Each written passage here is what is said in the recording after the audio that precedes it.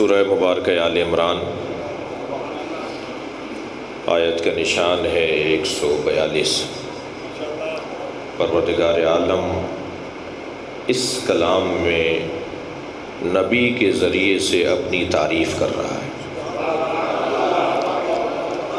ایک عبد کے لیے یہ بہت بڑا مقام ہے کہ اس عبد کی وجہ سے اس کا معبود پہچانا جائے۔ صلوات پڑھیں ذرا محمد و آل محمد۔ ایک عبد کے لیے اس سے بڑھ کر اور کیا مقام ہوگا؟ لہذا عبد بھی ہو تو محمد جیسا، معبود بھی ہو تو اللہ جیسا۔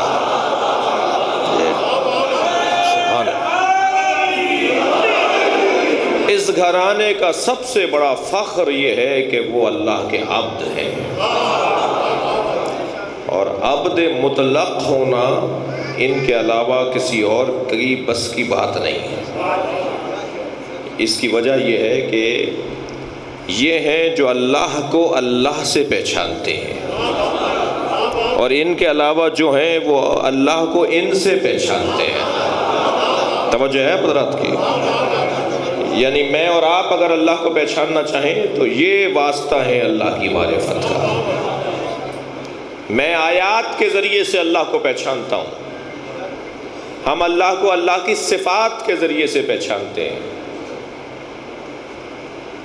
لیکن میرے مولا حسین فرماتے ہیں یا اللہ میں تیری صفات پر غور کر کے تیری ذات سے دور نہیں ہونا چاہتا۔ یہ لہجہ حسین اپنے علی کے علاوہ کسی اور کا ہو نہیں سکتا۔ صلوات پڑھیں ذرا محمد و آل محمد۔ عجیب انداز ہے، عجیب رنگ ہے۔ میرے مولا فرماتے ہیں کہ یا اللہ میں تیری صفات پر غور کر کے تیری ذات سے دور نہیں ہونا چاہتا۔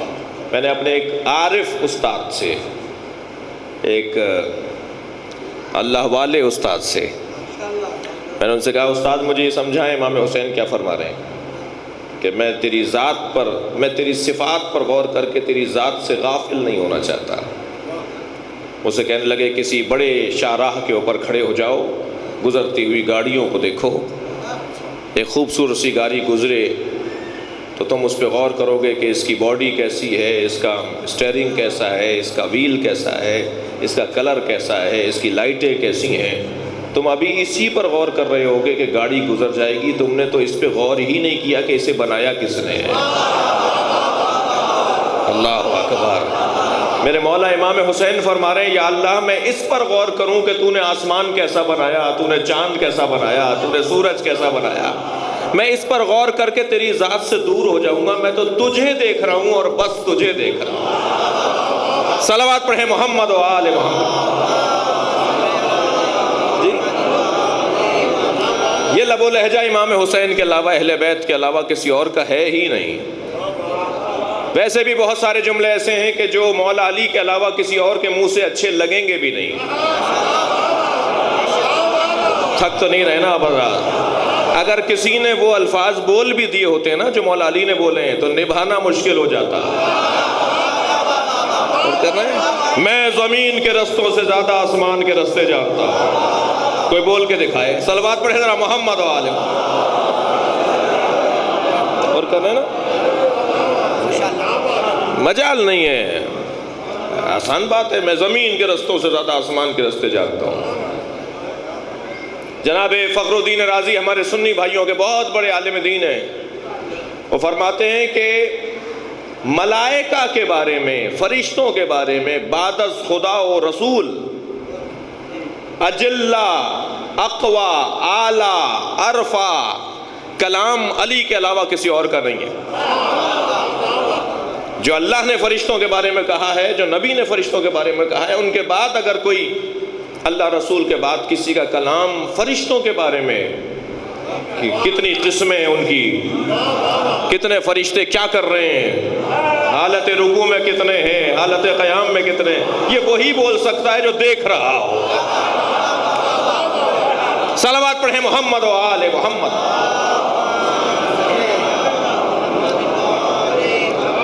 اور فرما رہے ہیں ایک عبد کے لیے بہت بڑا مقام ہے۔ لہذا فرما رہے ہیں یا اللہ تیری صفات، اللہ کریم ہے، اللہ ستار ہے، اللہ غفار ہے، اللہ قہار ہے، اللہ جبار ہے، اللہ رحمان ہے، اللہ رحیم ہے۔ اللہ رحیم ہے کیا مطلب ہوا؟ اللہ کیا ہے اور رحیم کیا ہے؟ اللہ ذات ہے اور رحیم صفت ہے، اور ہم صفات کے ذریعے سے، توجہ چاہوں گا، ہم صفات کے ذریعے سے اس کی ذات کو پہچان رہے ہیں جی۔ البتہ اس کی صفات اس کی ذات سے علیحدہ نہیں ہے، میں اس کی صفات اس کی ذات سے علیحدہ نہیں ہے، یعنی اللہ عین کریم ہونے کے ساتھ ساتھ عالم بھی ہے، عین کریم ہونے کے ساتھ ساتھ قہار بھی ہے، عین جبار ہونے کے ساتھ ساتھ غفور بھی ہے۔ ایک ہی وقت میں، ایک ہی لمحے میں ہر آن اس کی صفات اس کی ذات سے علیحدہ نہیں ہے۔ میری اور آپ کی صفات ہماری ذات سے علیحدہ ہیں۔ ہم پہلے تھے، علم بعد میں آیا ہے۔ بڑی عنایت آپ کی توجہات کا شکریہ۔ ہم پہلے تھے، علم بعد میں آیا ہے۔ ہم پہلے تھے، توجہ چاہوں گا، ہم پہلے تھے جی، علم بعد میں آیا ہے۔ البتہ کچھ ایسی صفات ہیں جو ہم خاندانی طور پر لا سکتے ہیں، تبھی کہا گیا ہے شادی کرنے سے پہلے دیکھو کہ کہاں تعلق برقرار کر رہے ہو۔ کچھ ایسی صفات ہیں جو خون کا حصہ ہیں، اور فرما رہے ہیں مثلاً سخاوت، مثلاً شجاعت۔ مولا علی اگر یہ شجاعت خون کا حصہ نہ ہوتا تو کبھی بھی نہیں فرماتے حضرت عقیل سے مجھے ایسا خاندان بتاؤ، غور کر رہے ہیں نا آپ، مجھے ایسا خاندان بتاؤ جہاں میں عقد کروں تو اللہ مجھے عباس جیسا بیٹا عطا کرے۔ تو حضرت ام البنین فاطمہ کلابیہ سے حضرت عقیل نے اپنے بھائی کی عقد کروایا۔ حضرت عقیل بڑے بھائی ہیں، مولا علی چھوٹے بھائی ہیں، اور یہی طریقہ ہے، یہی تہذیب ہے کہ چھوٹے بھائی بڑے بھائیوں سے مشورہ کرتے ہیں، ورنہ یہ دلیل نہیں ہے کہ، توجہ چاہ رہا ہوں، تہذیب اور ہے، تہذیب کی پاسداری بڑے لوگ کیا کرتے ہیں۔ یہ مولا علی جناب عقیل سے جو پوچھ رہے ہیں اس کا مطلب یہ نہیں ہے کہ مولا علی کا علم کم تھا، حضرت عقیل کا علم ان سے زیادہ تھا، نہیں، علی حضرت عقیل کے علم کے آگے نہیں جھک رہے، تہذیب کا تقاضا ہے کہ چھوٹا بڑے سے مشورہ کرے، تہذیب اسلامی کا۔ صلوات پڑھ لیں ذرا نبی اور آل نبی پر۔ کچھ صفات ایسی ہیں، آپ کی توجہات بھرپور ہیں، میں آپ کا شکر گزار ہوں، اور اسی طرح توجہات رہی تو میرے مضامین میرے ہاتھ میں رہیں گے۔ کچھ صفات ایسی ہیں کہ جو صفات خاندانی ہوتی ہیں، جسے شجاعت ہے، سخاوت ہے جی، عزت ہے، غیرت ہے، یہ وہ صفات ہیں جو خاندانی ہیں۔ بعض اوقات انسان خاندانی غیرت مند ہوتا ہے، خاندانی طور پر صاحب عزت ہوتا ہے، اس کے مزاج میں مانگنا نہیں ہوتا جی، خاندانی طور پر سخی ہوتا ہے، سخاوت، اور یہ صفات جو یہ خاندانی بھی آ سکتی ہیں۔ البتہ 4 چیزیں ہیں انسان کی شخصیت کی تعمیر میں، ایک خاندانی عرق اور خاندانی جن یا جینیٹک یا جنس کہیے، توجہ ہے، خاندانی طور پر نسلوں کا جی بتائیں گے بھئی کون ہے، یہ بنی ہاشم ہے، بنی ہاشم ہے تو بھئی سنبھل کے رہنا، یہ عزت والے لوگ ہیں، یہ سر کٹوا سکتے ہیں، ہاتھ نہیں دیں گے، یہ صاحبان عزت لوگ ہیں، یہ صاحبان غیرت لوگ ہیں۔ مثلا خاندان بتائے گا، اس لیے خاندانوں کا اور شجروں کا اور اس کا جو نسلوں کا تحفظ ہے وہ بہت بڑی ذمہ داری ہے۔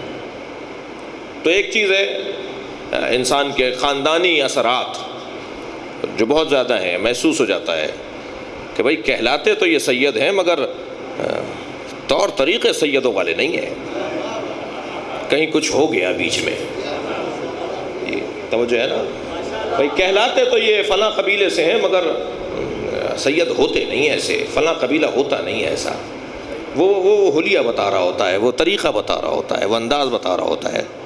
جی آپ، میں تو اپنی مثال دے رہا ہوں، آپ کہیں ذہن نہیں لے کے جائیں ادھر ادھر، میں تو سیدھی سی بات کر رہا ہوں. ایک صلوات پڑھیں ذرا محمد و آلہ. اس سے بہتر صلوات ہدیہ کریں نبی کی ذات میں.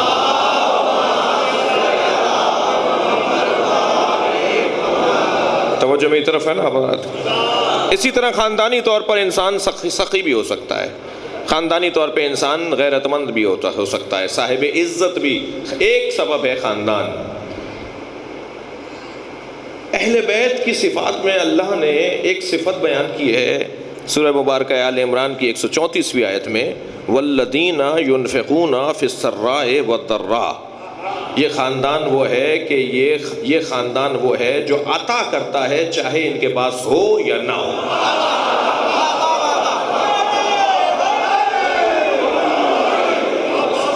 اہل بیت کی صفات اللہ بیان کر رہا ہے. یہ وہ لوگ ہیں کہ ينفقون فی السراء والضراء.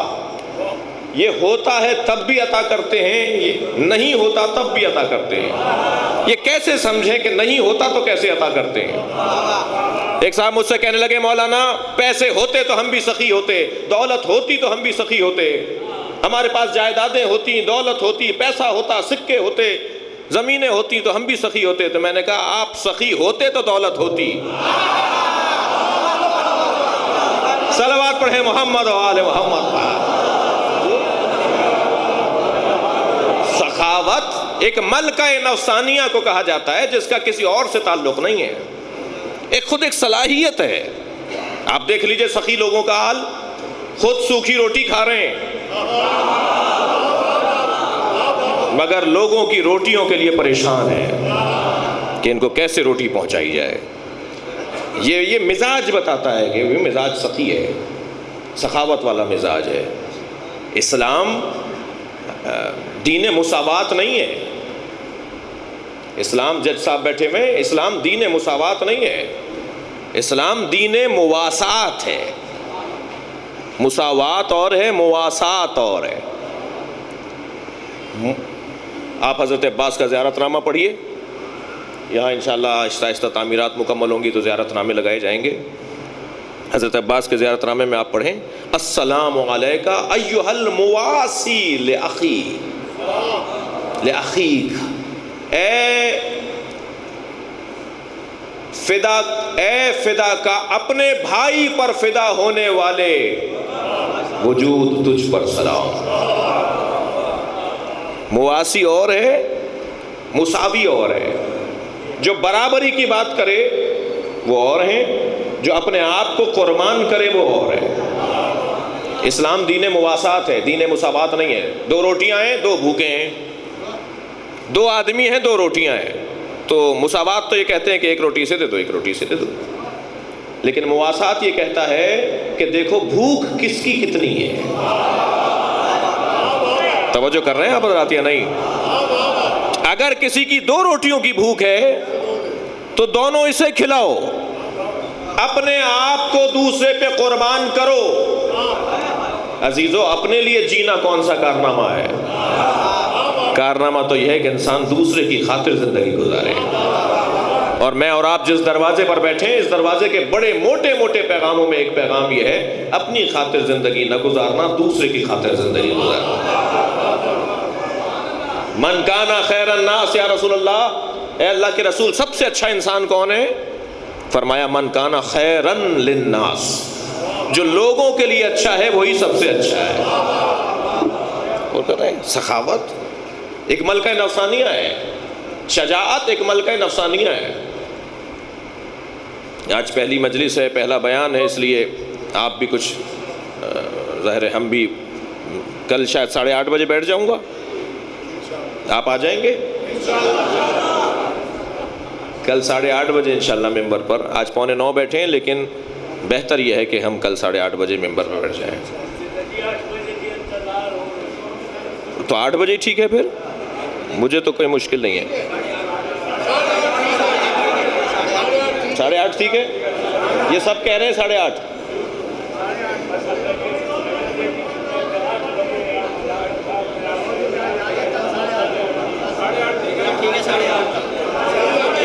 قائل کیجئے، انہیں قائل کیجئے۔ ایک صلوات ہدیہ کریں نبی کی ذات پر، اللہم صل علی محمد وآل محمد۔ میں اپنے تمہیدی بیان سے گزر رہا ہوں اور آپ کی توجہات مجھے پہلے سے زیادہ چاہیے، تو طے ہوا کہ کل 8:30 بجے انشاءاللہ آپ کی خدمت میں حاضر ہوں گا انشاءاللہ۔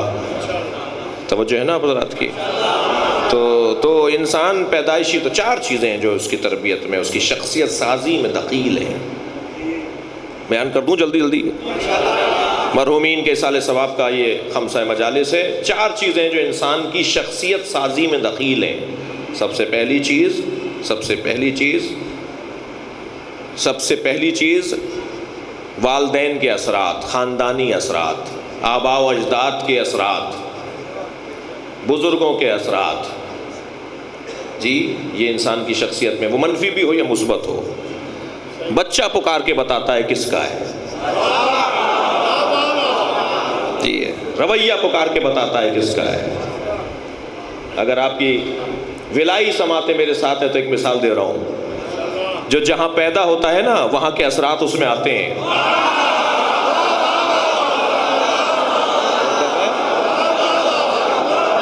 توجہ ہے؟ جو جہاں پیدا ہوتا ہے وہاں کے اثرات اس میں آتے ہیں۔ اب علی پیدا ہوئے خانہ کعبہ میں، تو علی عین اللہ بھی ہوں گے، ید اللہ بھی ہوں گے، اذن اللہ بھی۔ صلوات پڑھیں محمد و آل محمد۔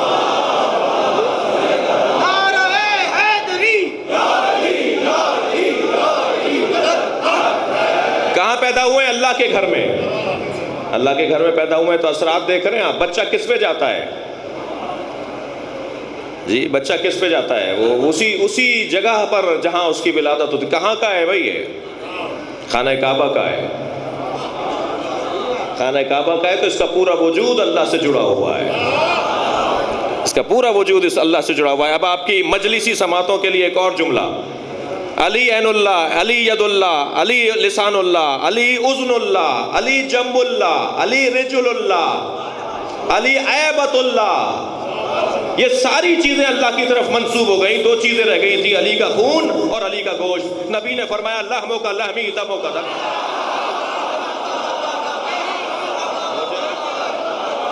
صلوات پڑھیں محمد و آل محمد۔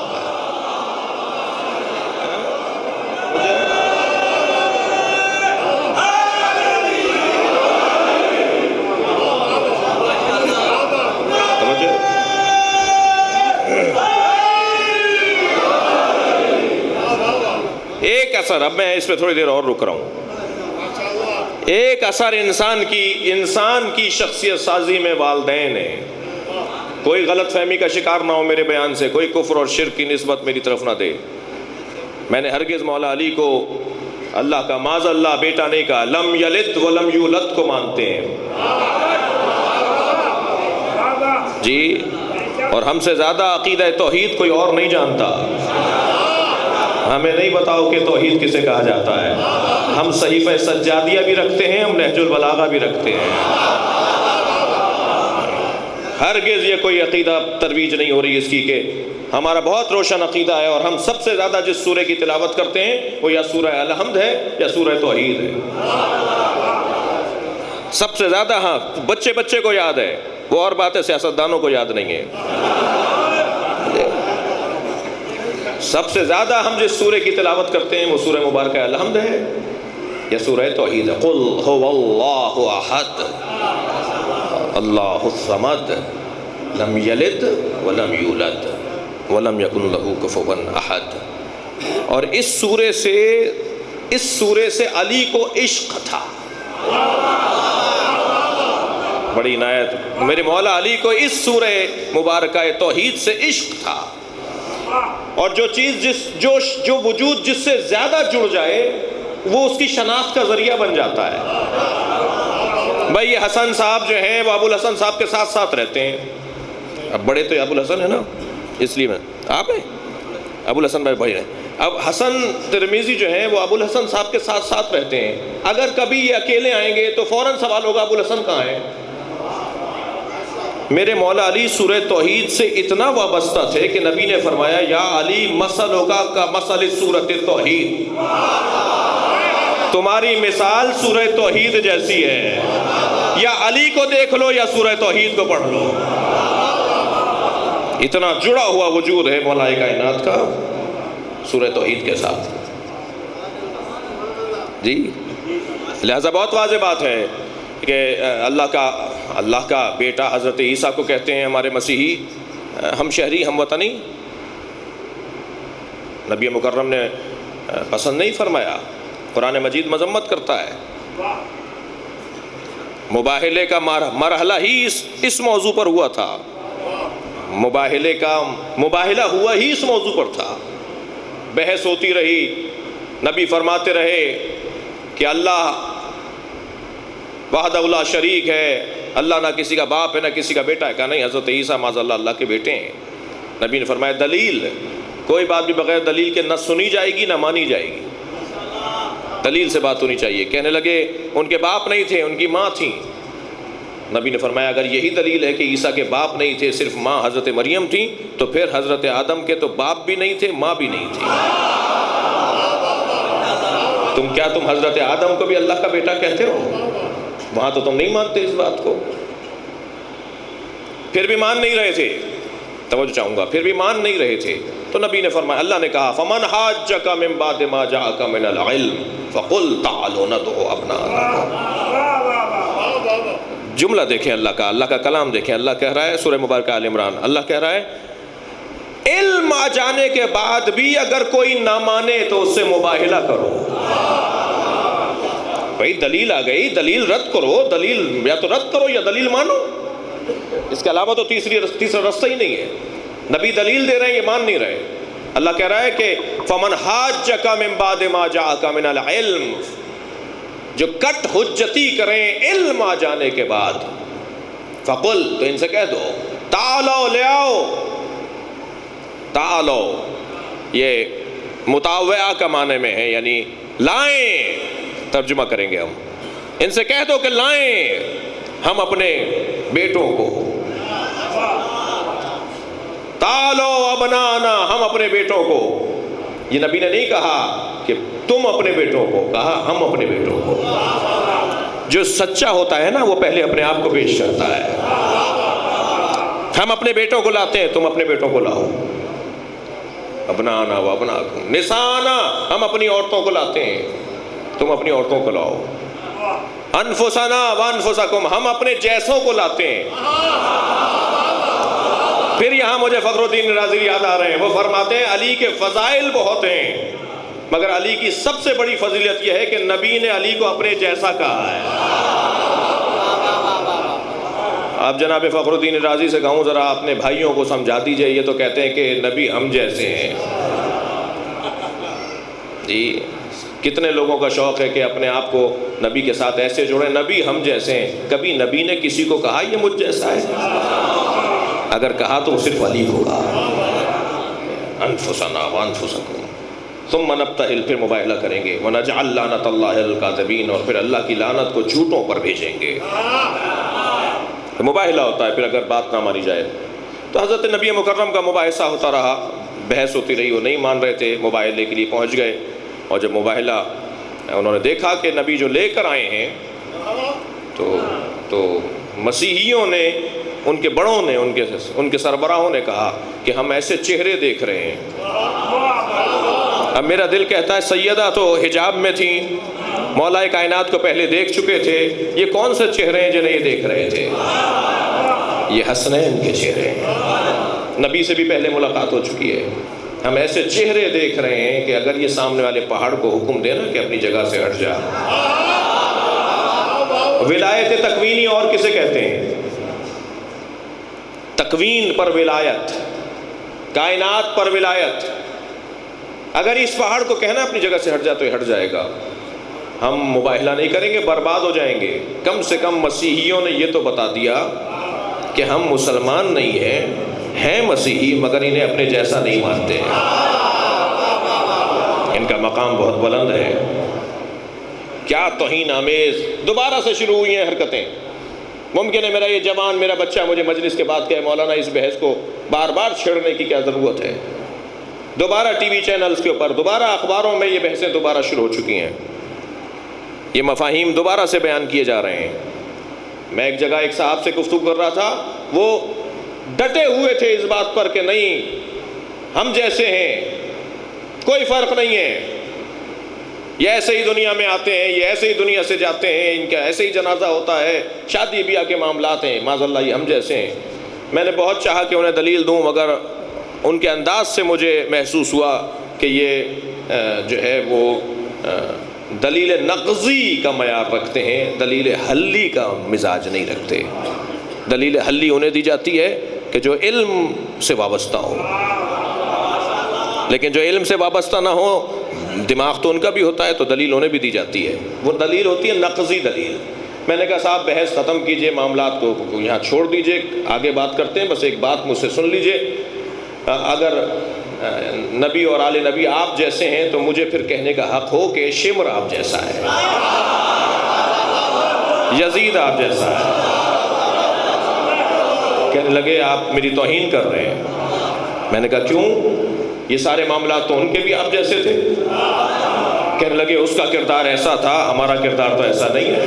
میں نے کہا ہم بھی تو یہی کہہ رہے ہیں، نبی کا کردار نبی جیسا تھا، تمہارا کردار تمہارے حساب سے ہے۔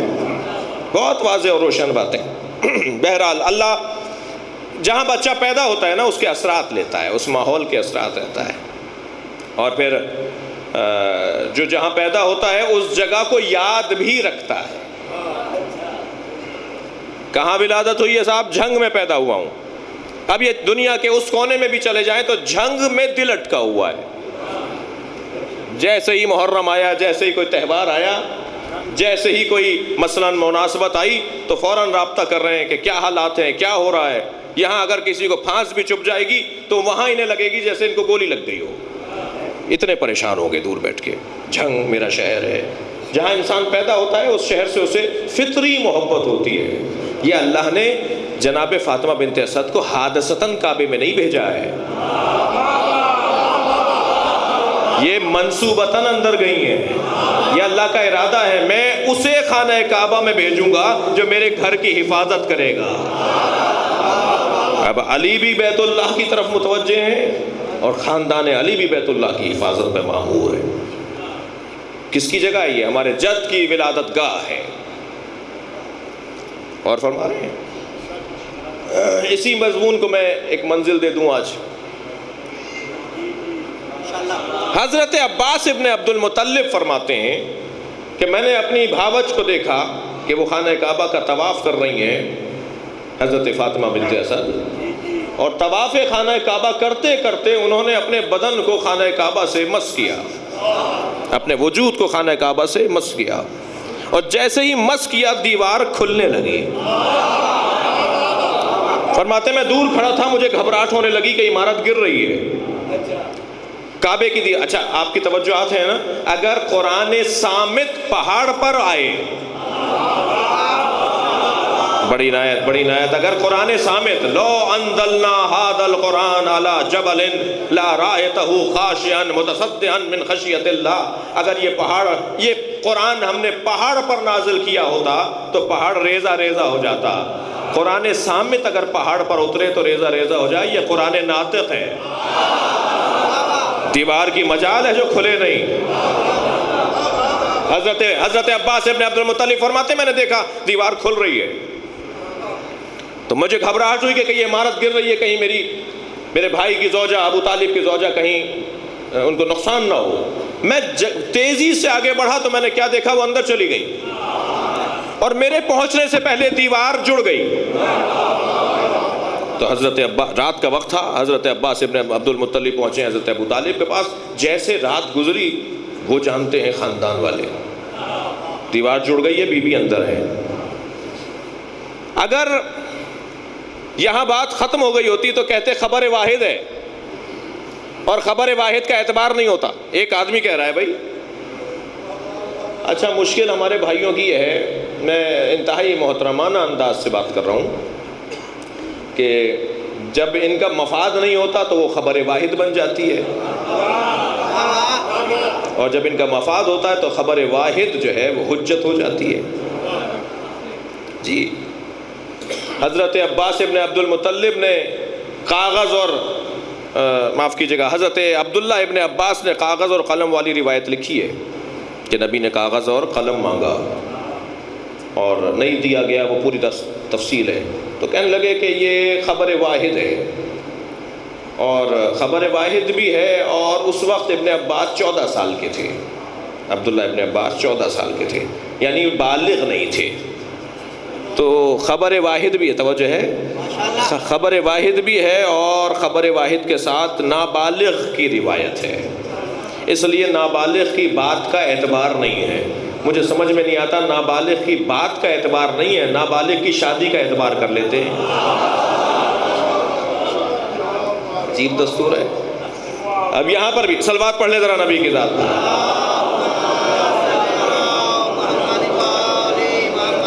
اب یہاں کون ہے؟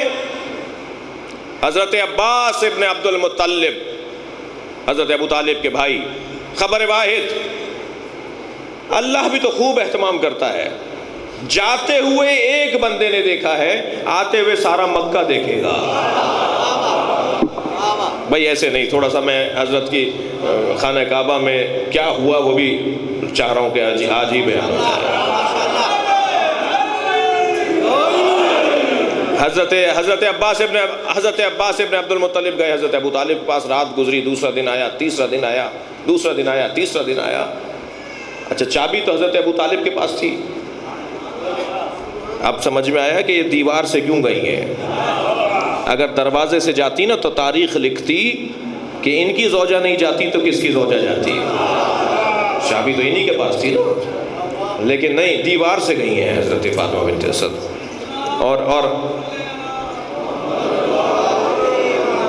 اور حضرت ابو طالب چابی سے دروازے کا تالا کھولتے رہے مگر تالا کھلتا نہیں ہے. ہاتھ بھی پرانا ہے، چابی بھی وہی ہے، تالا بھی وہی ہے، مگر تالا کھلتا نہیں ہے. مجمع جمع ہے، ایک مشرک کی آواز آئی، مجمع لگا ہوا تھا نا، ایک مشرک کی آواز آئی، ابو طالب تالا توڑ دیں. برابر سے نبی کی آواز آئی، چچا تالا وہ توڑتے ہیں جو کردار کے اچھے نہ ہوں. صلوات پڑھیں محمد و آل محمد. جی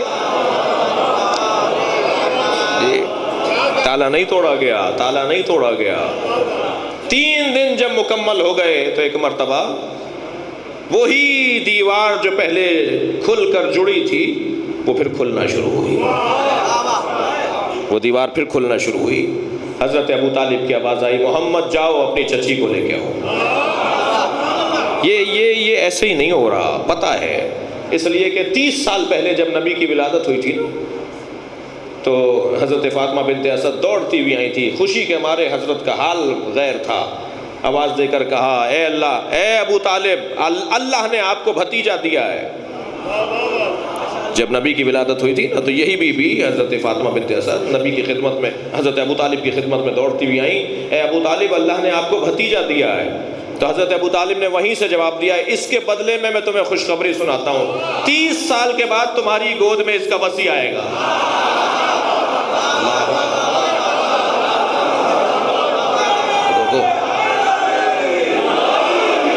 اب آپ میری ذمہ داریوں کو بھی محسوس کر رہے ہوں گے کہ آج شب معراج ہے.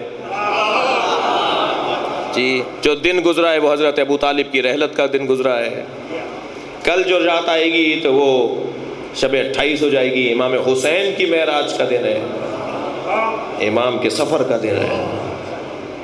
اس سے اگلا دن آئے گا تو قریب ہو جائیں گے ہم کچھ خوشیوں کے. تو بہت ساری مناسبتیں. ہاں بعثت کی رات ہے، نبی کی بعثت بھی ہوئی ہے، شب 27 بعثت کا دن بھی ہے. نبی کو حکم ہوا ہے، اقرا بسم ربک الذی خلق. تو بہت ساری مناسبتیں جمع ہیں، لہٰذا ان مجالس میں ان سب کی طرف میری توجہ رہے گی تاکہ فنی طور پر کوئی جوان مجھ سے نہیں کہے کہ صاحب توجہ ہی نہیں تھی ان کی. ایک صلوات پڑھیں ذرا محمد و آل محمد.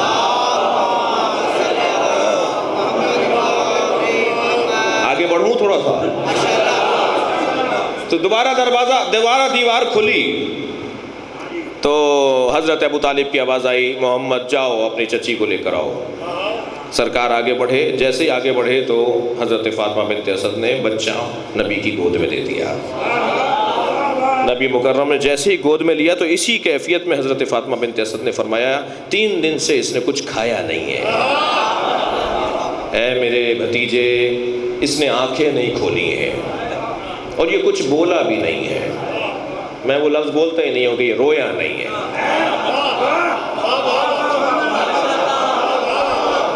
کیا ضرورت آ رہی ہے غیر ضروری باتیں کرنے کی؟ حضرت فرما رہی ہے یہ بولا نہیں ہے 3 دن سے۔ تو حضرت نبی مکرم نے گود میں لیتے ہوئے سینے سے لگایا تو جیسے ہی بدن نبوت بدن امامت سے جڑا تو سب سے پہلی مرتبہ آنکھیں کھول کے نبی کے چہرے کو قریب سے دیکھا۔ علامہ اظہر حسن زیدی آپ کو یاد ہوں گے، بزرگوں کو یاد ہوں گے، یہاں مجھے ان کا جملہ یاد آ رہا ہے۔ علامہ اظہر حسن زیدی فرماتے تھے محمد اس اعلیٰ صفات کو کہا جاتا ہے جسے دیکھ کے علی کی آنکھیں کھل جائیں۔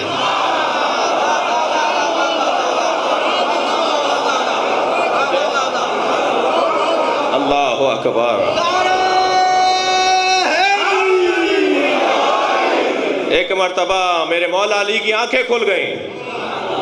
پھر جملہ مجھے یاد آ رہا ہے اظہر حسن زیدی صاحب کا، وہ فرماتے ہیں جب علی کی آنکھیں کھلیں تو نبی مکرم نے اپنی زبان علی کے منہ میں دے دی اور علی نبی کی زبان سے غذا لے رہے تھے، جسے بارہا مولا علی نے دہرایا ہے میرا علم میں پیغمبر کے برابر نہیں ہے، لعاب نبی ہے۔ اللہ اکبر۔ غور فرمائیں گے میرے مولا نبی نے اپنی زبان مولا علی کے منہ میں دے دی۔ یہاں پھر اظہر حسن زیدی صاحب کا جملہ سنیں، محمد اس بلند صفات وجود کو کہا جاتا ہے جسے دیکھ کر علی کی آنکھیں کھل جائیں، اور علی اس باکردار کو کہا جاتا ہے جسے نبی اپنی زبان دے دے۔ صلوات پڑھیں محمد و آل محمد۔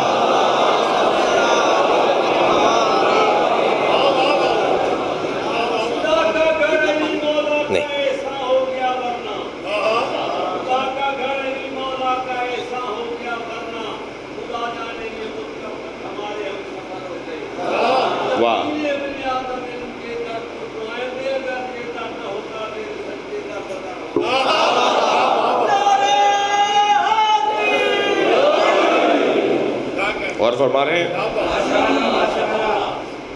تو سب سے پہلا جملہ مولا علی نے فرمایا السلام علیکہ یا رسول اللہ۔ میں مولا علی سے کہوں گا مولا ابھی تو کسی کو نہیں پتا کہ یہ رسول ہے، لہذا وہ جو قرآن کہہ رہا ہے لقد من اللہ علی المؤمنین، یا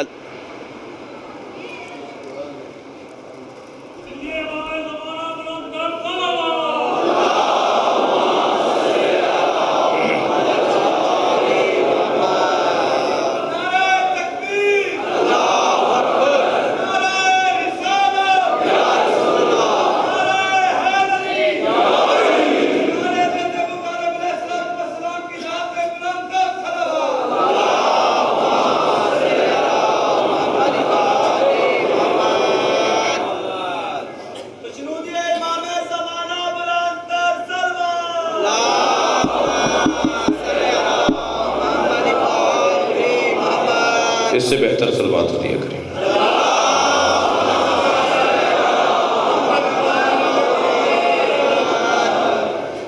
السلام علیکہ یا رسول اللہ، اے اللہ کے رسول آپ پر سلام ہو، فرمائیے تورات سناؤ،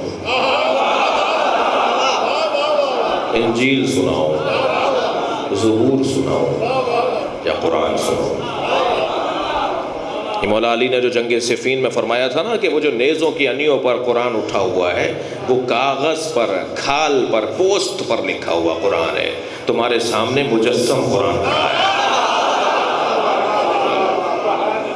جو لوگ چھوڑ کر جا رہے تھے مولا کو یہ کہہ کے کہ علی وہاں قرآن ہے، تو حضرت فرمایا میں مجسم قرآن کھڑا ہوں۔ اور فرما رہے ہیں حضرت عیسیٰ ماں کی گود میں اللہ کا کلام سنا سکتے ہیں۔ ابھی 1-2 گھنٹے پہلے ولادت ہوئی حضرت عیسیٰ کی، فرما رہے ہیں انی عبداللہ آتانی الکتاب وجعلنی نبیا، میں اللہ کا بندہ ہوں، مجھے کتاب دے کر بھیجا ہے، مجھے نبی بنا کر بھیجا ہے۔ مسلمان ہمارے نبی کو کہتے ہیں 40 سال کے بعد نبی ہوئے جی، اور حضرت عیسیٰ پیدائشی نبی ہیں۔ میرا بہت ایک مخصوص جملہ ہے، 10 دفعہ کہہ چکا ہوں، شاید آپ میں سے بہت سو نے اس کو سن لیا ہو تو مجھے معاف کیجیے گا، تکرار کر رہا ہوں۔ نبی 40 سال کے بعد نبی نہیں ہوئے، تمہیں آنے میں 40 سال دیر لگ گئی۔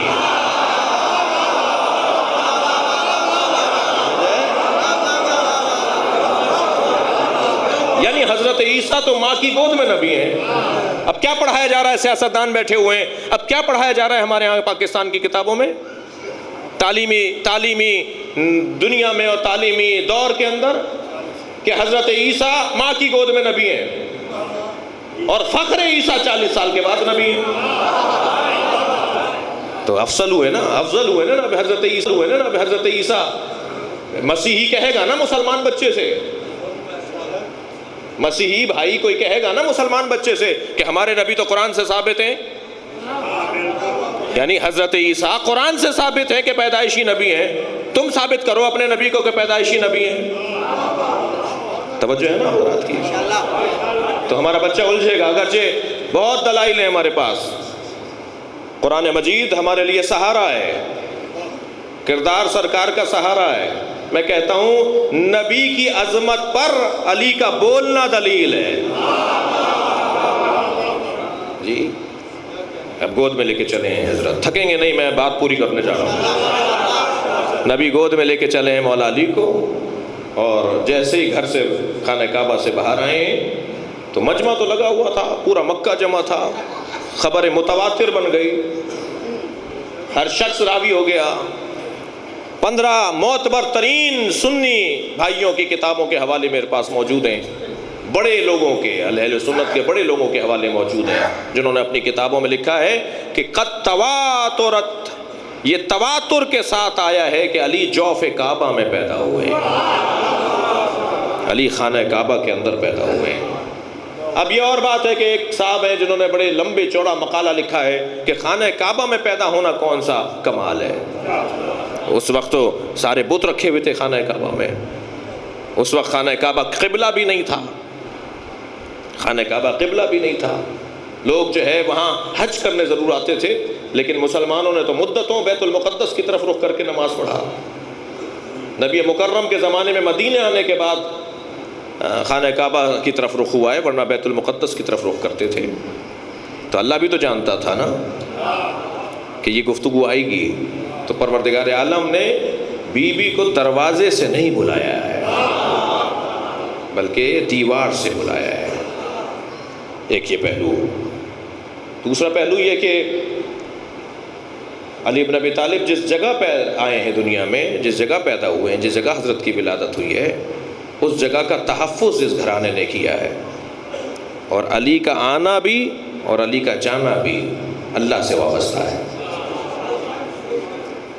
بے کسی نشد میسر عیشا سعادت، بے کعبہ ولادت، بے مسجد شہادت۔ یا فاطمہ تحدث فضائل ولدی فی البیت، آواز آئی حضرت ابو طالب کی، اے فاطمہ خانہ کعبہ کے اندر میرے بچے کے فضائل کیا تھے وہ بتاؤ۔ مجمع سن رہا ہے، بی بی خطبہ دینے جا رہی ہیں، اے فاطمہ بتاؤ خانہ کعبہ میں میرے بچے کے فضائل کیا تھے۔ تو حضرت فاطمہ بنت اسد گویا ہوئیں، حضرت نے فرمایا کہ جب میرا بچہ میری گود میں آیا تو فناد اللہ، تو اللہ کی آواز آئی۔ اچھا ام موسیٰ کو تو وحی ہو سکتی ہے، ام علی کو وحی نہیں ہو سکتی؟ حضرت موسیٰ کی والدہ کے لیے قرآن کہہ رہا ہے نا فَأَوْحَىٰ إِلَىٰ أُمِّ مُوسَىٰ، ہم نے ام موسیٰ کی طرف وحی کی۔ تو وحی ہمیشہ قرآن کی نہیں ہوتی، وحی یعنی اللہ کا اپنے خاص بندے سے گفتگو کرنا، اب وہ قرآنی گفتگو ہو یا غیر قرآنی گفتگو ہو۔ اللہ شہد کی مکھی کے اوپر تو وحی کرتا ہے، قرآن مجید کہہ رہا ہے اللہ شہد کی مکھی کو وحی کرتا ہے کہ کیسے وہ چھتا بنائے، کیسے وہ شہد جمع کرے، کیسے رس نکال کر آئے۔ اور یہ وحی کے مطابق کام کر رہی ہوتی ہے، تبھی وہاں نجاستیں نہیں ہوتی، طہارتیں ہوتی ہیں۔ جانوروں میں واحد جانور ہے جس کے ہاں طہارت ہوتی ہے، طہارت ہے اس کے ہاں جی۔ طہارت نہیں ہوتی نا تو اس کے بدن سے نکلی ہوئی شے کو اللہ شفا قرار نہ دیتا۔ فی ہے شفا، یہ جو اصل ہے نا شہد ہے، یہ اس میں شفا پائی جاتی ہے۔ تو فرمایا ایک آواز آئی اللہ کی، آواز آئی یا فاطمہ سمی علی فانا علی الاعلی وہذا علی، اے فاطمہ اس کا نام علی رکھو، میں علی الاعلی ہوں اور یہ میرا علی ہے۔ سب سے پہلی آواز جب میرا بچہ میری گود میں آیا تو اللہ کی آواز آئی اس کا نام علی رکھو، لہذا یہ بچہ اپنا نام لے کر آیا ہے۔ پھر فرماتی ہیں فنادا جدار الشمال، خستہ تو نہیں ہو رہے آپ میری باتوں سے؟ فنادا جدار الشمال، تو شمال کی دیوار سے آواز آئی السلام علیکہ یا حسرت الشمال، اے قیامت کے دن الٹے ہاتھ میں نامہ عمل لینے والوں کی حسرت، تجھ پر سلام۔ نہیں، غور نہیں ہوا، قیامت میں الٹے ہاتھ میں نامہ عمل انہیں ملے گا جو جہنم میں جا رہے ہوں گے، اور جب ان کے ہاتھ میں نامہ عمل آئے گا نا تو وہ کہیں گے کاش ہم علی کے چاہنے والے ہوتے تو ہمارے سیدھے ہاتھ میں نامہ عمل آتا۔ علامہ مجلسی نے اس روایت کو لکھا ہے، علامہ آیت اللہ عسکری نے لکھا ہے، اسے آیت اللہ جوادی عاملی نے لکھا ہے اس روایت کو جو میں پڑھ رہا ہوں۔ السلام علیکہ یا حسرت الشمال، السلام علیکہ یا میزان الاعمال، اے اعمال کو تولنے والے ترازو جس کی بنیاد پر اعمال تولے جائیں گے۔ مولانا میں نے 15 عمرے کیے ہیں، مبارک ہو، میں نے 10 حج کیے ہیں، بارک اللہ، میں نے 2 کروڑ اب تک زکوٰۃ ادا کر چکا ہوں اپنی زندگی میں، جزاک اللہ، اور میں نے اتنی مسجدیں بنوائی ہیں ماشاءاللہ۔ یہ سارے 0 0 0 ہو جائیں گے اگر ان سے پہلے ایک علی کی محبت نہیں بنے گی۔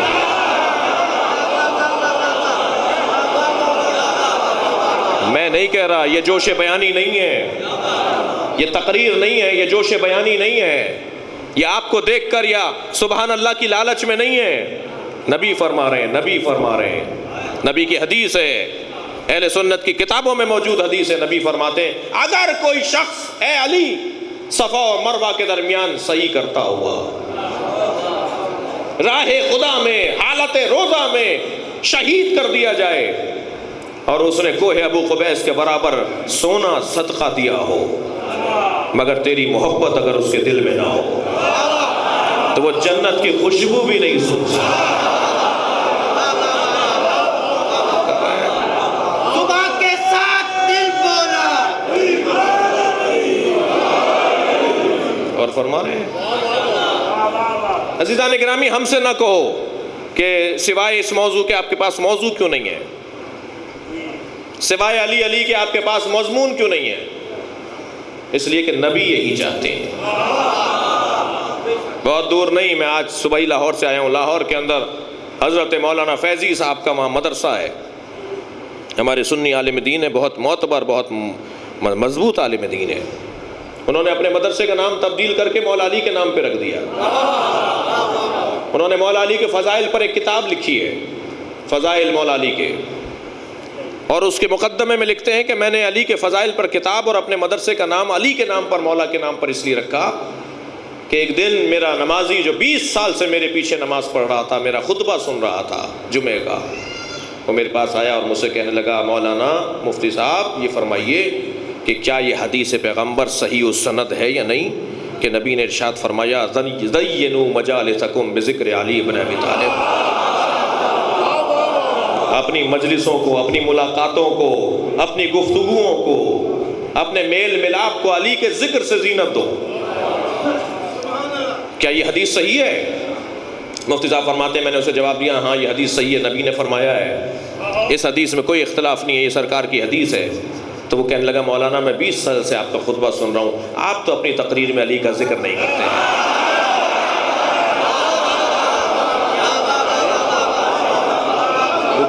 وہ کہتے ہیں مجھے اس نے جھنجھوڑ ڈالا، مولانا فرماتے ہیں اس نے مجھے جھنجھوڑ ڈالا کہ یہ کیا کہہ دیا اس نے، میں ایک مرتبہ ہل کے رہ گیا۔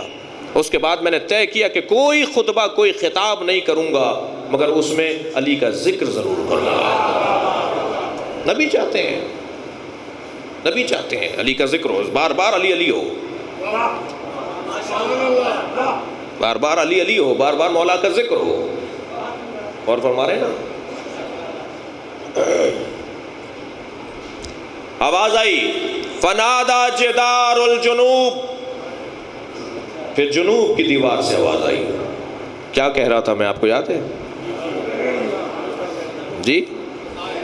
مولا علی کی ولادت پر خانہ کعبہ کی دیواروں سے سلام کی آوازیں آ رہی تھیں جی۔ میرے خیال سے کل بات کریں، آج آپ تھک رہے ہیں مجھے لگا۔ اچھا، فنادا جدار الجنوب، تو جنوب کی دیوار سے آواز آئی السلام علیک یا جنب اللہ، اے عقیدہ توحید کی مضبوطی تجھ پر سلام۔ اللہ اکبر، السلام علیک یا جنب اللہ۔ فرماتی ہیں پھر فنادا بیت اللہ، فنادا باب اللہ، فنادا باب البیت، معاف کیجیے گا، پھر خانہ کعبہ کے دروازے سے آواز آئی السلام علیک یا باب اللہ المفتوح الی الخلق، اے خلق الہی پر ہمیشہ کھلے رہنے والے اللہ کے دروازے،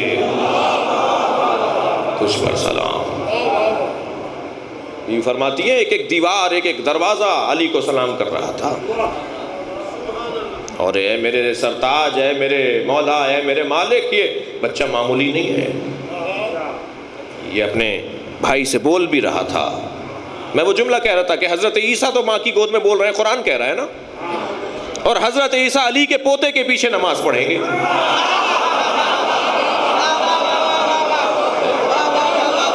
صلوات پڑھیں محمد و آل محمد۔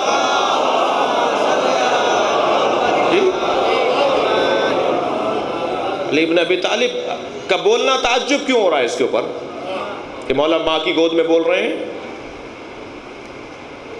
یہ واقعات ہیں، یہ موجود ہیں۔ اچھا چلیں، حضرت عیسیٰ معصوم، توجہ چاہوں گا، مولا علی ہمارے عقیدے کے مطابق معصوم، سنیوں کا بھی یہی عقیدہ ہے۔ مجھے مفتی منیب الرحمن صاحب نے فرمایا کہ پنجتن کے عصمت کے تو ہم قائل ہیں، آپ ائمہ اہل بیت کی عصمت کو ثابت کریں، تو ہم پوری کتاب لکھ رہے ہیں، مفتی صاحب کو بھیجیں گے اور سنی بھائیوں کو بھیجیں گے، ہم اپنے ائمہ کی بھی عصمت کے قائل ہیں۔ اب تک 200 دلیلیں ہم لکھ چکے ہیں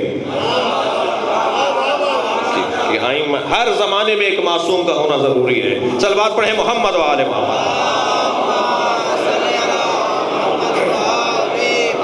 تو حضرت مولا امیر المومنین تو معصوم جی، حضرت عیسیٰ جو بولے ہیں وہ معصوم، زلیخا کی بہن کا بچہ تو معصوم نہیں تھا؟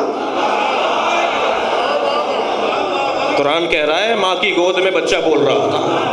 صلوات پڑھ لیں ذرا محمد و آل محمد۔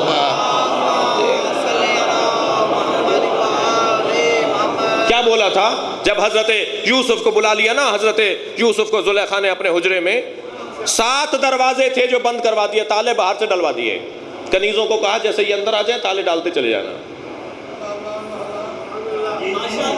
بڑے عجیب واقعات ہیں قرآن کے اندر۔ حضرت یوسف، آپ تھکیں نہیں تو میں آگے بڑھوں۔ حضرت یوسف 7ویں دروازے کے بعد جو زلیخا کا کمرہ تھا، زلیخا کا حجرہ تھا، وہاں پر حضرت یوسف کو بلایا، پالا ہے اس نے۔ 5 سال کا سن تھا جب آئے تھے گھر میں، یہ اس وقت بھی جوان تھی جی، اپنے ہاتھ سے کھلاتی تھی، اپنے ہاتھ سے کپڑے پہناتی تھی، لیکن دیکھ رہے ہیں آپ کہ جو ماں کی حیثیت میں کہلائی جائے اس کا ذہن خراب ہو گیا، اس کا دماغ کہیں اور چلا گیا۔ لہٰذا میں اپنے محترم سننے والے بھائیوں سے بھی اور بہنوں سے بھی کہوں گا کہ یہ نہیں کہا کریں کہ یہ جوان ہمارے بچوں کی طرح ہیں، اس سے ہمارا کیا پردہ۔ ہماری بڑی بوڑھیاں جو ہیں نا، ہماری بوائیں جو ہیں، جو یہ سن رسیدہ نسبتاً جوان کے سامنے بڑی ہوتی ہیں، وہ کہتی ہیں اسے بلا لو، یہ ہمارا بچوں کی طرح ہے۔ قرآن کہہ رہا ہے کہ جو بچوں کی طرح ہو اس کے لیے بھی دماغ پھر سکتا ہے، لہذا قانون نہیں توڑیے۔ حجاب حجاب ہے، پردہ پردہ ہے، شریعت شریعت ہے۔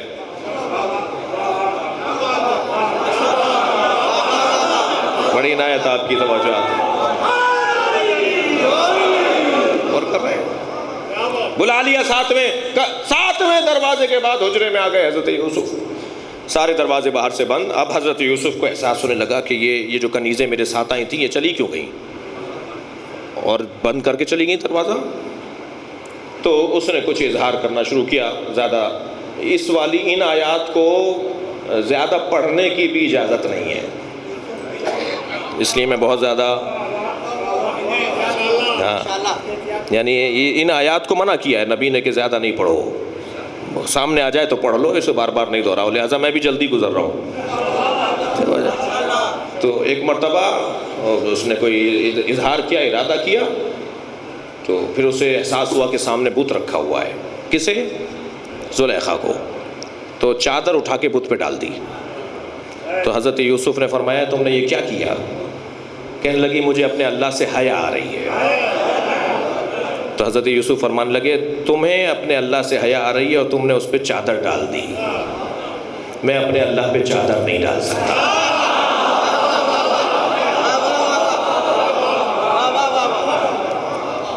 اب جب یہ کہہ کر حضرت یوسف مڑے تو حضرت یوسف، اب جملہ سنیے گا، حضرت یوسف دروازے کے قریب پہنچے تو کہا یا اللہ میں تیری مدد چاہتا ہوں۔ تو باہر سے تالا ٹوٹا، یوسف آگے بڑھے، یہ پیچھے دوڑ رہی ہے، یہ روکنا چاہتی ہے۔ یوسف آگے بڑھے، دوسرا دروازہ آیا، دروازہ بند ہے، معلوم ہے باہر سے بند ہے، پھر آگے بڑھ کے کہا یا اللہ میں تیری مدد چاہتا ہوں۔ پھر دروازہ کھلا۔ عزیزو اگر اللہ سے مدد مانگی جائے نا تو بند دروازے ہمارے لیے بھی کھل جاتے ہیں،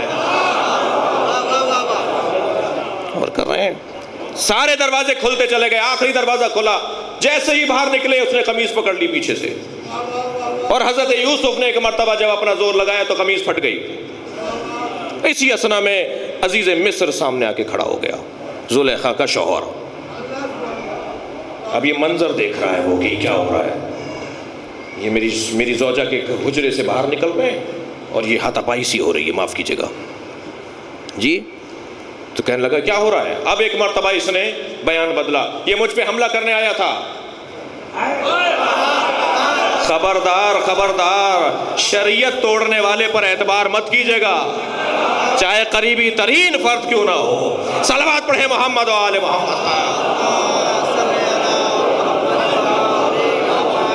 اپنے شوہر کو دیکھ کر کہنے لگی یہ مجھ پہ حملہ کر رہا تھا، ماجرا کچھ اور ہے، بتا کچھ اور رہی ہے۔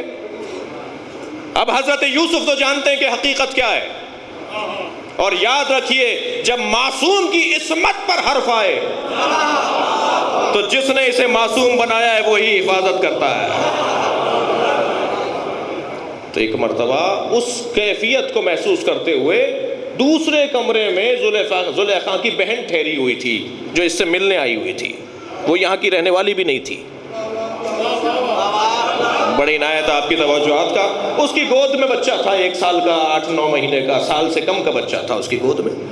وہ اپنے بچے کو اٹھا کر بھاگی کہ یہ باہر کیا ہو رہا ہے، یہ گیلری میں، یہ کوریڈور میں، مثلا یہ گزرگاہ میں کیا ہو رہا ہے، یہ شور شرابہ کس بات کا ہے۔ وہ اپنے بچے کو لے کے آگے بڑھی، ادھر تکرار ہو رہی ہے۔ عزیز مصر نے حضرت یوسف کو دیکھ کر کہا یوسف ہم نے تو تمہیں پالا تھا، ہم نے تو تمہیں اپنے بچوں کی طرح دیکھا تھا، یہ تم نے کیا کیا، یہ کیا کر رہے ہو؟ تو ایک مرتبہ بچہ بولا، قرآن کہہ رہا ہے بچہ بولا اِنَّا قَمِيصَهُ قَدْ مِنْ قُبُلٍ۔ سب مڑ کے اسے دیکھنے لگے کہ یہ آواز یہاں سے آئی ہے، تو بچہ بول رہا تھا کہ اگر قمیص اِنَّا قَمِيصَهُ قَدْ مِنْ قُبُلٍ، اگر قمیص آگے سے پھٹی ہوئی ہے فَصَدَقَتْ، تو یہ سچ کہہ رہی ہے، اور اگر قمیص پیچھے سے پھٹی ہوئی ہے تو یہ جھوٹ بول رہی ہے، یوسف سچ کہہ رہے ہیں۔ صلوات پڑھیں محمد و آل محمد۔ بڑی عنایت آپ کی توجہات کی، دیر بہت ہو رہی ہے، میں اپنے مضمون کو ایک منزل دوں؟ کیا ہوا یہ کیا ہوا؟ یہ بچہ بول رہا ہے نا. تو قرآن مجید میں اللہ نے کچھ مثالیں رکھ دی ہیں تاکہ تم یہ نہ کہو کہ ممکن ہی نہیں ہے. بہت سارے لوگ کہتے ہیں صاحب یہ ممکن ہی نہیں ہے، یہ ہو ہی نہیں سکتا. تو اللہ نے کچھ مثالیں قرآن میں رکھ دی ہیں کہ یہ ممکن ہے، اور جو سب کے لیے ممکن ہو، وہ جنہیں اللہ نے اپنے ارادہ خاص سے بنایا ہو، ان کے لیے ممکن کیوں نہیں ہوگا. لہٰذا ہم گود میں لے کر آگے بڑھے. حضرت نبی مکرم حضرت ابو طالب نے اپنے بچے کو گود میں لیا، پیار کرنے لگے، لے کے آگے بڑھے. اب بھائی میں تو خطاب کرنے میں حریص ہوں، میں تو 2 گھنٹے بھی بول لوں گا. مجھے خوف آپ کا ہو رہا ہے کہ کہیں آپ خفا نہ ہو جائیں کہ. اب حضرت ابو طالب نے اپنے بچے کو سینے سے لگایا، پیار کرتے ہوئے آگے بڑھ رہے ہیں کہ ایک مرتبہ وہاں سے کعب الاحبار اٹھ کر سامنے آ کے کھڑا ہوا. وہاں کرسی پر ایک کعب الاحبار بیٹھا ہوا تھا، یعنی یہودی عالم، وہ اٹھ کر سامنے آ کے کھڑا ہوا. ایک عیسائی عالم پادری آ کے کھڑا ہو گیا حضرت ابو طالب کے سامنے. ابو طالب کہاں لے جا رہے ہو؟ حضرت نے فرمایا میں اپنے گھر لے جا رہا ہوں. کہنے لگے تمہیں نہیں پتا کہ مکے میں جب بچہ کوئی پیدا ہوتا ہے تو یہ جانچنے کے لیے کہ حلال رستے سے آیا ہے یا حرام رستے سے آیا ہے، اسے یہیں اس پتھر پر لٹا دیتے ہیں. حضرت ابو طالب نے کہنے لگے اس پتھر پر لٹا دیتے ہیں. ہوتا یہ تھا کہ مکے میں جب بھی کوئی بچہ پیدا ہوتا تھا تو اسے فوراً جتنا جلدی ممکن ہوتا تھا وہ پتھر پہ لٹا دیا جاتا تھا. لا کر ایک جگہ تھی وہاں لٹا دیتے تھے. ایک اژدہا، اور دور ہٹ جاتے تھے، ایک اژدہا نکل کر باہر آتا تھا. وہ اگر بچے کو تکلیف پہنچاتا تھا، تاریخ ہے بھائی یہ مکے کی. اب مجھے نہیں پتا حالات کتنے خراب تھے وہاں کہ وہ سانپ نکل کر باہر آتا تھا اژدہا، اور وہ بچے کو اگر تکلیف پہنچاتا تھا، اگر بچے کو رلا دیتا تھا تو کہتے تھے یہ حلال رستے سے نہیں آیا. ممبر کا کچھ ادب ہے، ممبر کا کچھ ادب ہے جی. اور اگر بچے کو وہ تکلیف پہنچاتا تھا تو یہ حلال، اور اگر وہ دیکھ کر چلا جاتا تھا، سونگھ کر چلا جاتا تھا اور بچہ تکلیف نہیں اٹھاتا تھا تو کہتے تھے یہ حلال رستے سے آیا ہے. کہنے لگے ابو طالب کہاں لے جا رہے ہو؟ اپنے بچے کو لٹاؤ یہاں. حضرت ابو طالب کو کیا اضطراب.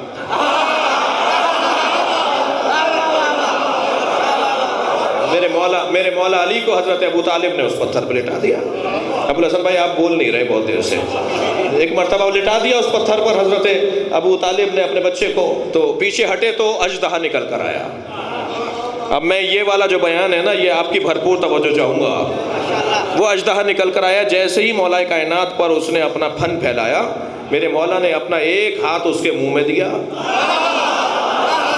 اور اس کے ایک جانب کے کلے کو پکڑ لیا، گال کو پکڑ لیا. دوسرا ہاتھ بلند کر کے اس کی دوسری گال کو پکڑ لیا اور دونوں گالوں کو پکڑ کے چیر ڈالا. اور کر رہے ہیں اب رات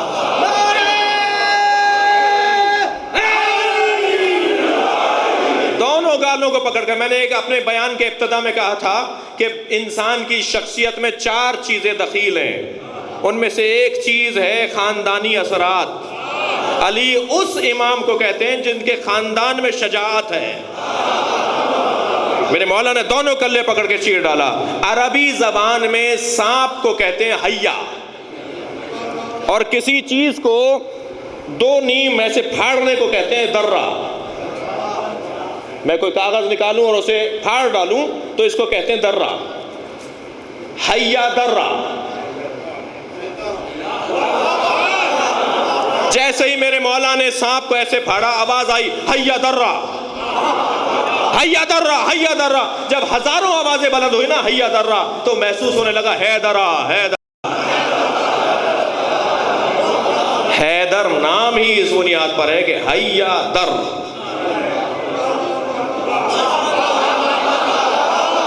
اور نہیں کر رہے آپ حضرات. میرے مولا ماشاءاللہ صلوات پڑھیں محمد و آل محمد پر. جی بس میں اس روایت پر اپنے بیان کو، آج کے بیان کو مکمل کر دوں گا. جی مجھے ابھی 1.25 گھنٹہ ہو گیا پڑھتے ہوئے. جی تو ایک مرتبہ جب آوازیں بلند ہوئی حیا درا ہے درا ہے درا، اس نے تو سانپ کو پھاڑ دیا، اس نے تو سانپ پھٹ گیا، سانپ چر گیا، سانپ مر گیا، تو حضرت ابو طالب آگے بڑھے، اپنے بچے کو لبوں پر پیار کرنے لگے، جی رخساروں پر بوسے لینے لگے، پیار کرتے ہوئے آگے بڑھے، تو پھر وہ آگے بڑھ کر سامنے آگے کھڑے ہوئے۔ حضرت نے فرمایا اب کیا مسئلہ ہے؟ وہی سارے افراد جنہوں نے پہلے روکا تھا پھر آ کے کھڑے ہو گئے۔ حضرت نے فرمایا اب کیا مسئلہ ہے؟ کہنے لگے ابو طالب تمہارے بچے نے کسوٹی ختم کر دی، پیمانہ توڑ دیا۔ آج کے بعد ہم کیسے طے کریں گے، آئندہ کیسے طے کریں گے کون بچہ حلال رستے سے آیا ہے، کون حرام رستے سے آیا ہے؟ حضرت نبی مکرم چچا کے برابر میں کھڑے تھے، کہنے لگے چچا ان سے کہہ دو یہی بچہ کسوٹی ہے۔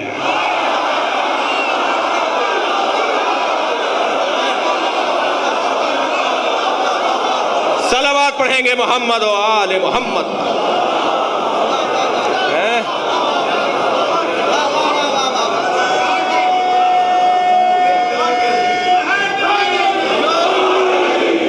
آج کے بعد علی کی بنیاد پر طے کیا جائے گا۔ میں نے انیق احمد کے پروگرام میں دنیا ٹی وی پر گفتگو تھی منافق کی پہچان کیا ہے، اور مفتی عبد المنان صاحب ہمارے ساتھ تھے، تو قرآن مجید سے ہم آیات لے کر آ رہے تھے کہ قرآن نے منافق کی کچھ علامتیں بیان کی ہیں، توجہ ہے؟ تو اس کے ساتھ میں نے ایک حدیث سنائی کہ نبی نے فرمایا، جب صحابہ کرام نے آ کر کہا یا رسول اللہ لوگ جوق در جوق مسلمان ہو رہے ہیں، ہر دن آپ کی محفل میں سینکڑوں لوگوں کا اضافہ ہے، نئے نئے لوگ مسلمان ہو رہے ہیں، ہمیں محسوس ہو رہا ہے کہ کچھ لوگ سازشی ہیں، ان کی نیت اسلام نہیں ہے، ان کا مطلب آپ کا کلمہ پڑھنا نہیں ہے، کلمہ پڑھ کے بیٹھ گئے ہیں، ہمیں خوف ہے کہ کوئی سازش نہ ہو جائے۔ حضرت نے فرمایا پریشان نہیں ہوا کرو، جس پر تمہیں شک ہونے لگے اس کے سامنے علی کا ذکر کیا۔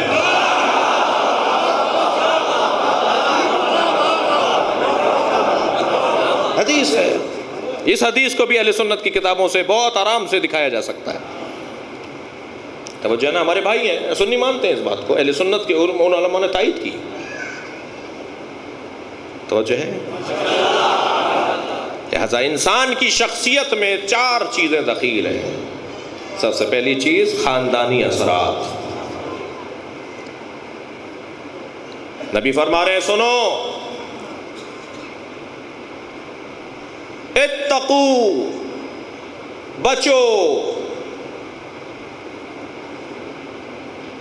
ایک ایسی عورت سے کہ جو حسین ہو مگر برے ماحول میں پرورش پائی ہو، اس لیے کہ خاندان بگڑ جائیں گے، نسلیں تباہ ہو جائیں گی۔ میں اپنے جوانوں سے کہتا ہوں خبردار، تلاش کرتے وقت، اپنے ساتھی کی تلاش کرتے وقت صرف چمڑی مت دیکھو، صرف چہرہ مت دیکھو، خاندان دیکھو، نسلیں دیکھو، بڑوں کو دیکھو، بزرگوں کو دیکھو، اس لیے کہ اس کا کوئی اعتبار نہیں ہے۔ ایک ہلکی سی بیماری پر انسان کا ظاہر خراب ہو جاتا ہے، مگر انسان کا باطن بڑی بڑی بیماریوں کا مقابلہ کرتا ہے۔ نوجوان جو شادی کی تیاریاں کر رہے ہیں، وہ شعبان کا مہینہ آ رہا ہے، وہ اس زاویے سے نبی کی حدیث کو دیکھیں۔ توجہ ہے نا، خاندان کے اثرات، پھر کبھی بات ہوگی، آگے بات ہوگی۔ تو عزیزان گرامی، انسان تعمیر ہوتا ہے خاندان کے اچھے ہونے کی بنیاد پر، مگر یہ ایک چیز ہے، مکمل نہیں ہے، یہ سب نہیں ہے، یہ 3 چیزیں اور ہیں جن کی بنیاد پر انسان کی شخصیت تعمیر ہوتی ہے۔ اور میں نے عرض کیا کہ خاندان کا پتہ اولاد کا رویہ دے رہا ہوتا ہے۔ یہ بڑے خاندان کے لوگ ہیں، یہ بڑے لوگ ہیں، یہ چھوٹا نہیں ہے، بھئی کون ہے یہ بچہ تو بہت بڑا آدمی ہے۔ آپ اپنے بچے کو ٹافی دیجئے اور ٹافی دے کر مانگیے، اگر یہ بچہ آپ کو لوٹا رہا ہے تو سمجھیں خاندانی ہے اور ہم نے تربیت اچھی کی ہے۔ جی اور بہت ساری مثالیں ہیں. ایام مامون رشید سفر پر ہے، بس آخری روایت سنیے پھر فضائل مسائل پڑھوں گا. مامون رشید سفر پر ہے، سامنے بچے کھیل رہے تھے، گھوڑا آتے ہوئے دیکھا، سب بھاگ گئے، مگر ایک 8 سالہ بچہ ہے جو نہیں گیا. تھوڑا سا قریب آ کے کھڑا ہو گیا، رستہ تھا، یہ گھوڑا اپنا آگے لے گئے، واپس پلٹ کر آئے، گھوڑا موڑ کر لائے. بچے سے کہا کون ہو؟ کہا عبد خدا ہوں، اللہ کا بندہ ہوں. کس خاندان سے ہے؟ کس خاندان سے ہو؟ کہ خاندان میرا پست نہیں ہے، عظیم ہے. اللہ اکبر. جملے دیکھیے، اب ہر جواب اسے مجبور کر رہا ہے کہ ایک اور سوال کروں. اور معلوم ہو یہ ہے کون؟ کہنے لگا کہ سارے بچے بھاگے تو تم کیوں نہیں گئے؟ کہنے لگے رستہ تنگ نہیں تھا جو میں جاتا. اللہ اکبر. جرأت تو دیکھیے، حوصلہ. تو فرمایا رستہ تنگ نہیں تھا جو میں جاتا. آگے بڑھ گیا، لوٹ آئے شکار کر کے. پھر وہی بچے دور سے دیکھا کہ سواریاں آ رہی ہیں، بادشاہ کی سواری آ رہی ہے، مامون رشید کی سواری ہے. سارے بچے بھاگ گئے مگر وہ بچہ رکا رہا. ہیں 8 سال کے، مگر میرا تو عقیدہ نہیں ہے کہ یہ بچے ہیں. بھائی نبی جن بچوں کو جوانان جنت کا سردار کہیں،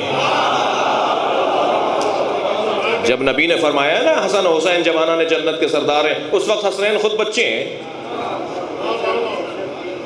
کیسے ممکن ہے؟ ماننا پڑے گا کہ یہاں کچھ اور معاملات ہوتے ہیں. آگے بڑھ کے کہنے لگا کیوں نہیں گئے؟ سارے بچے چلے گئے. کہنے لگے میں نے آپ کو پہلے جواب دے دیے تھے، دوبارہ تکرار کی ضرورت نہیں ہے. راستہ تنگ نہیں تھا میں جو جاتا. تو ایسے مٹھی آگے بڑھا کر کہنے لگا بتاؤ میری مٹھی میں کیا ہے؟ حضرت نے ایک لمحہ دیکھ کر فرمایا میرے آباء و اجداد نے مجھے خبر دی ہے کہ بادشاہوں کا مزاج ہے کہ وہ شکاری اور شکار کا شوق رکھتے ہیں، اور وہ شکار کے لیے نکلتے ہیں تو اپنے باز کو، اپنے پرندے کو فضا میں چھوڑتے ہیں، اور وہ سمندر سے مچھلی پکڑ کر لاتا ہے، اور وہ اپنی مٹھی میں دبا کے اولیاء الہی کا امتحان لیتے ہیں.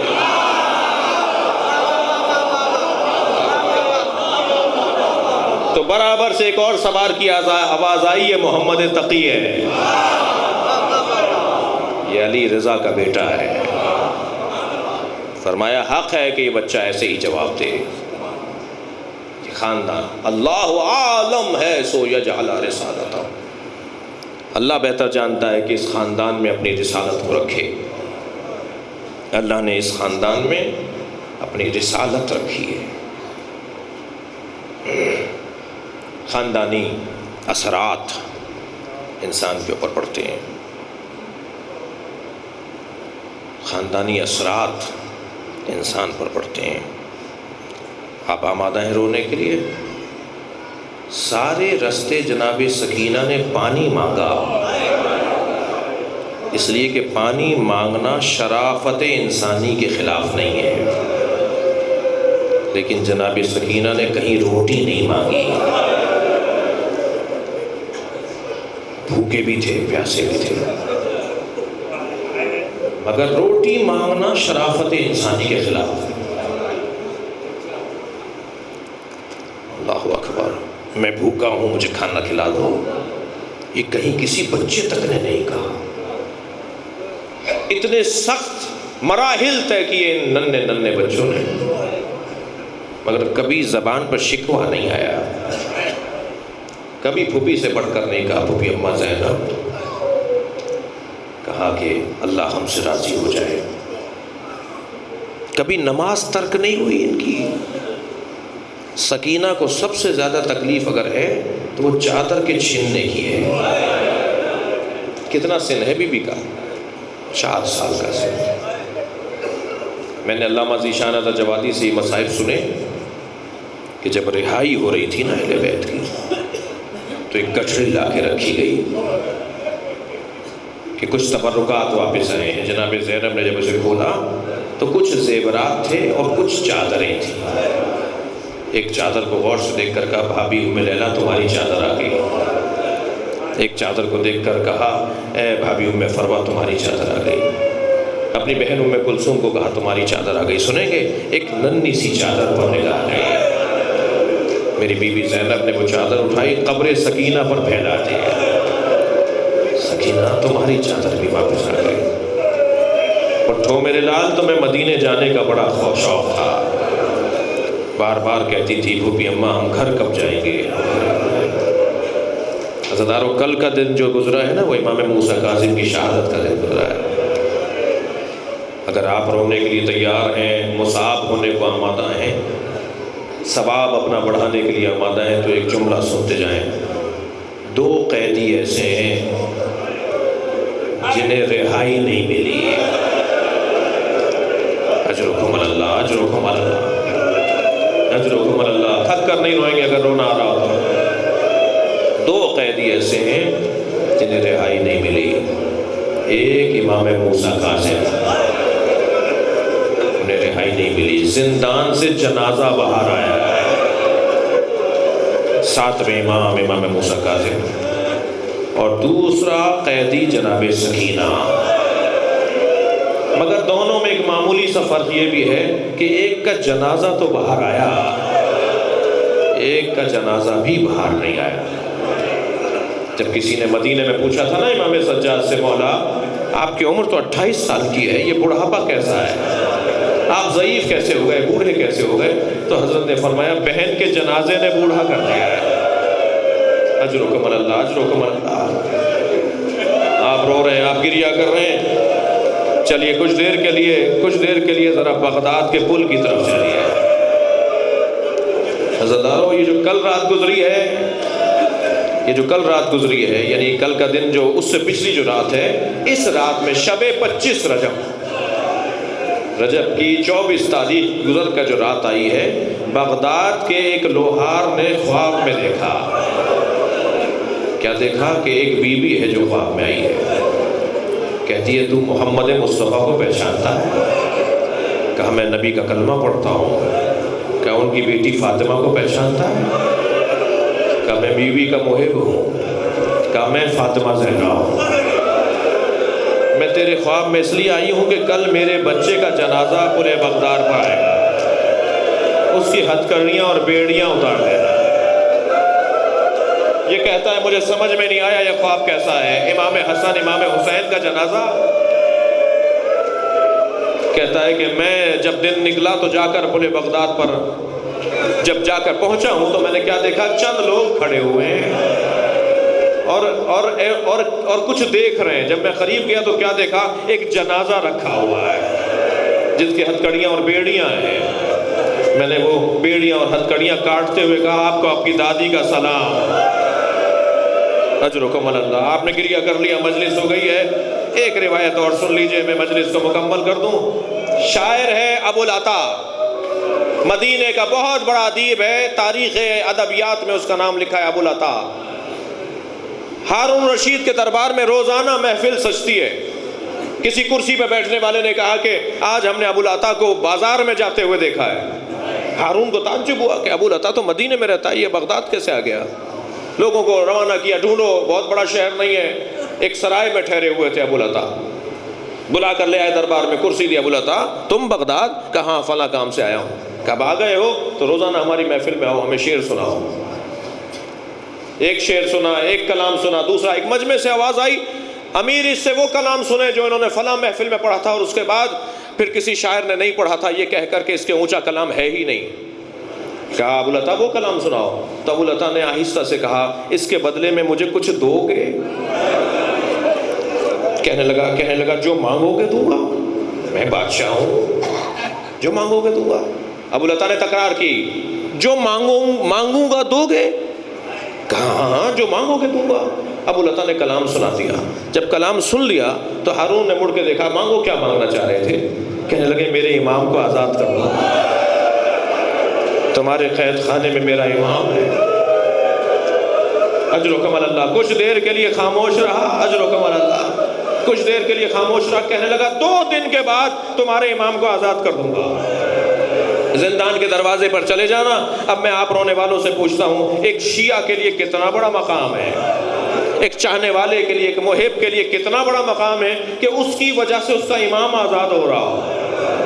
خوشی خوشی اپنے گھر گئے، سرائے میں پہنچے، مسافر خانے میں بیوی کو کہا مبارک ہو میرا امام 2 دن بعد، 14 سال بعد، 14 سال کے بعد امام 2 دن بعد رہا ہو جائیں گے. اپنے بچوں کو مبارکباد دی.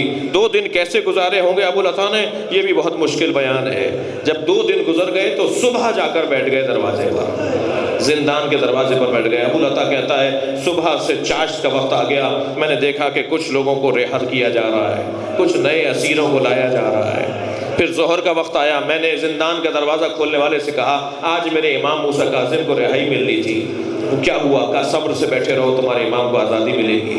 جب عصر کا وقت قریب آیا، میں نے کہا میرے امام کو آج آزادی ملنی تھی. کہنے لگے کچھ دیر میں ہی تمہارے امام کو لے کر آ رہے ہیں. ابو العطا کہتا ہے کہ میں خوش ہو کر کھڑا ہو گیا. میں نے اپنے بچوں کو آمادہ کیا، امام آ رہے ہیں، امام آ رہے ہیں، دروازہ کھلے گا، امام آ رہے ہیں. جیسے ہی دروازہ کھلا کیا دیکھا؟ تختے پہ جنازہ ہے، 4 مزدور اٹھائے ہوئے ہیں. آواز آئی ہاذا امام الرفضا، یہ شیعوں کا امام ہے، فاعرفوہ، سے پہچان. الا لعنۃ اللہ علی الظالمین فسیعلم الذین ظلموا أی منقلب ينقلبون. ایک سورہ فاتحہ، 3 مرتبہ سورہ اخلاص.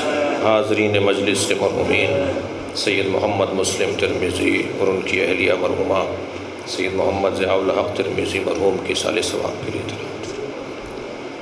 بسم اللہ الرحمن الرحیم، الحمدللہ رب العالمین الرحمن الرحیم مالک یوم الدین ایاک نعبد و ایاک نستعین اهدنا الصراط المستقیم صراط الذین انعمت علیہم غیر المغضوب علیہم. بسم اللہ الرحمن الرحیم. بسم اللہ الرحمن الرحیم. اللہم صل علی محمد وعلی محمد